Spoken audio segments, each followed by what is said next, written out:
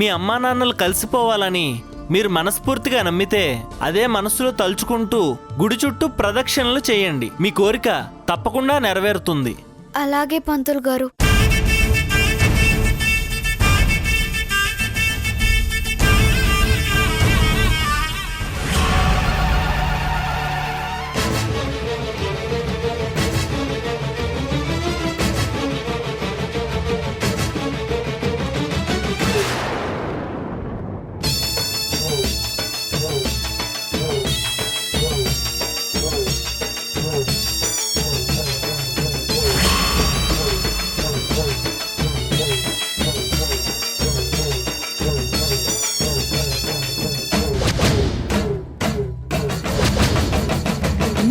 దిక్కులే నువ్వే దిక్కని మొక్కే నాగమ్మ, నీ బంగారు కాంతుల చల్లని పడగల దీవెనలి అమ్మ.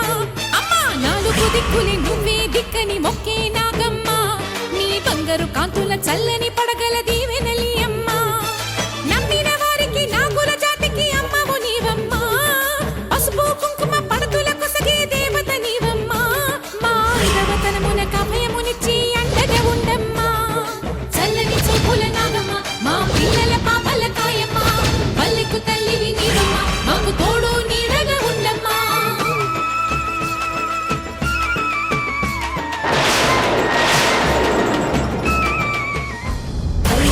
నందిని నందిత మేదిని విశ్వ వినోదిని నందనుతే, వింధ్య వియోగిని వాసిని విష్ణు విలాసిని విష్ణురుతే.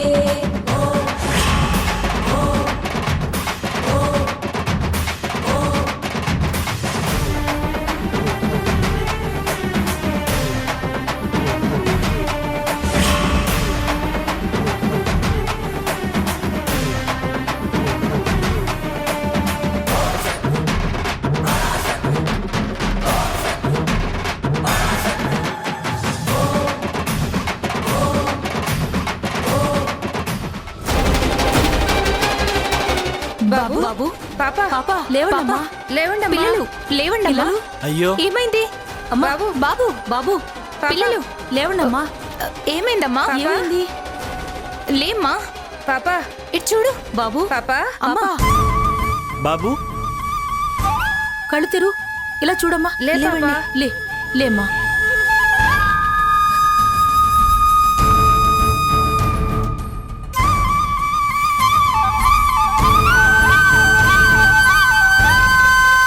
ఇంత చిన్న వయసులో మీకెంత కష్టం వచ్చింది? మీరేం భయపడకండి, అమ్మవారు మీకంతా మంచే చేస్తారు. పంతులు గారు, మేమింకా ప్రదక్షిణలు పూర్తి చేయలేదండి. చాలమ్మా, అమ్మవారికి అంతా తెలుసు. మీరిప్పటి వరకు చేసిన ప్రదక్షిణలు చాలు, ఇక మీరు చేయాల్సిన అవసరం లేదు. మరి మొత్తం కంప్లీట్ చేయకపోతే అమ్మవారికి కోపం వస్తుందేమో. అమ్మవారికి ఎప్పుడూ భక్తుల మీద కోపం రాదు నాన్న.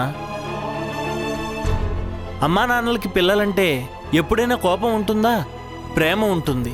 అలాగే అమ్మవారికి కూడా భక్తుల మీద ఖచ్చితంగా ప్రేమే ఉంటుంది. మీరేం దిగులు పడకండి, అంతా మంచి జరుగుతుంది.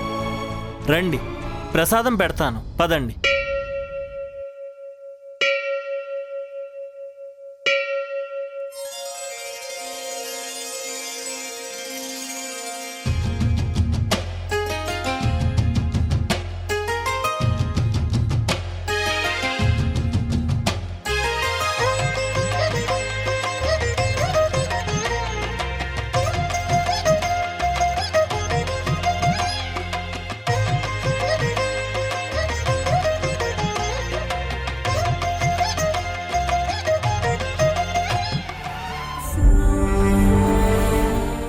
ఇక్కడికి ఎలా వచ్చాను? ఏం జరిగింది?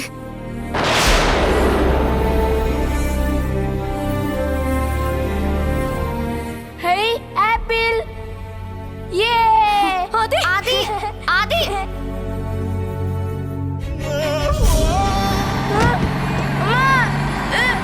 ఆది! ఆది! ఆ తర్వాత ఇక్కడికి ఎలా వచ్చాను? అసలు పిల్లలేమయ్యారు? అసలు నన్ను ఇక్కడికి ఎవరు తీసుకొచ్చారు? అది నిత్య,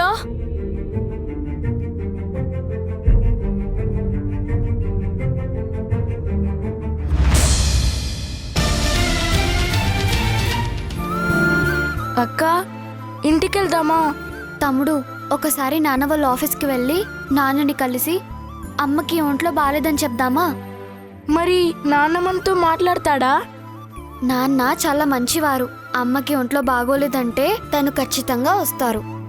నాన్న వచ్చాడంటే అమ్మ కూడా హ్యాపీ అవుతుంది. అమ్మ ఈ పాటికే కళ్ళు తెరుచుంటుందని పూజారి చెప్పారు కదా. ఇప్పుడు నాన్నను కూడా తీసుకొస్తే అమ్మ హ్యాపీగా ఫీల్ అవుతుంది. అయితే పద, ఆఫీస్కి వెళ్దాం రా. ఆ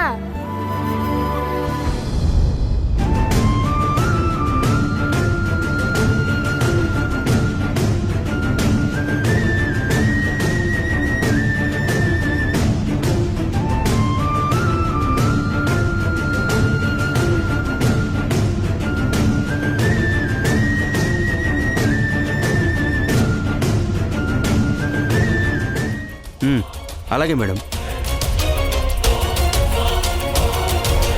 సార్ బిజీగా ఉన్నారంట. ఇప్పుడు మిమ్మల్ని లోపలికి పంపించడానికి కుదరదు.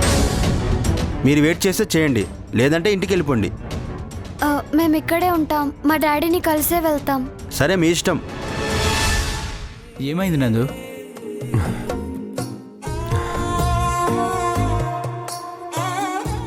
మేఘన గుర్తొస్తుంది శివ. తనని ఇంటి నుంచి పంపించేసావు కదా నందు? ఇంట్లో నుంచే కాదు, నా జీవితంలో నుంచే బయటికి పంపించేశాను. నువ్వు కాస్త తొందరపడ్డావేమో నందు. కొంచెం ఆలోచించి ఉండాల్సింది. అసలు తన గురించి నీకేం తెలుసా నువ్వు ఇలా మాట్లాడుతున్నావు?